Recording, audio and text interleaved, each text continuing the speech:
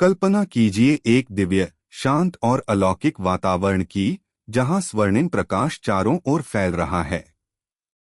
आकाश में कोमल बादल हैं, पुष्पों की वर्षा हो रही है और मंद मंद वीणा तथा शंख की ध्वनि गूंज रही है। इसी पावन वातावरण में जनकनंदिनी माता सीता का दिव्य स्वरूप प्रकट होता है। वे केवल श्रीराम की अर्धांगिनी नहीं हैं, बल्कि धैर्य, मर्यादा, त्याग, करुणा और शक्ति की जीवंत प्रतिमूर्ति हैं। माता सीता का जन्म स्वयं धरती माता की गोद से हुआ, इसलिए उन्हें भूमिजा, धरती पुत्री और जनकसुता कहा जाता है। उनका जीवन हमें सिखाता है कि सच्ची शक्ति शांति में, सच्चा साहस सहनशीलता में और सच्चा धर्म सत्य के मार्ग पर अडिग रहने में है। माता सीता का मुखमंडल चंद्रमा के समान शीतल है, नेत्रों में अपार करुणा और वाणी में अमृत सी मधुरता है। बाल्यकाल और स्वयंवर। राजा जनक के महल में पली भी सीता जी बचपन से ही असाधारण गुणों से युक्त थीं। उन्होंने बाल्यावस्था में ही शिवधनुष को सहजता से उठा लिया था, जो यह दर्शाता है कि उनमें न केवल कोमलता थी बल्कि अद्भुत आंतरिक शक्ति भी थी।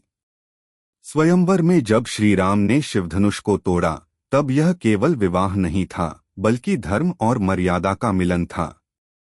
विवाह और आदर्श गृहस्थ जीवन। श्रीराम और माता सीता का विवाह भारतीय संस्कृति का आदर्श है। उनका दाम्पत्य प्रेम, सम्मान और त्याग पर आधारित था। माता सीता ने सदैव श्रीराम के हर निर्णय में उनका साथ दिया। जब श्रीराम को 14 वर्षों का वनवास मिला, तब माता सीता ने राजमहल के सुख सुविधाओं को त्याग कर वनगमन का निर्णय लिया। यह निर्णय दर्शाता है कि सच्चा प्रेम सुविधा नहीं, बल्कि साथ निभाने का नाम है। वनवास और त्याग की पराकाष्ठा। वनवास के दौरान माता सीता ने अनेक कष्ट सहे। जंगलों की कठिन परिस्थितियां, अभाव और असुरों का भय, फिर भी उनके चेहरे पर कभी शिकायत नहीं दिखी।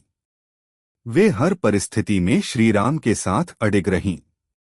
उनका जीवन बताता है कि नारी केवल सहनशील नहीं, बल्कि संकटों में भी अडिग रहने वाली शक्ति है। हरण और अशोक वाटिका। रावण द्वारा माता सीता का हरण उनके जीवन की सबसे कठिन परीक्षा थी।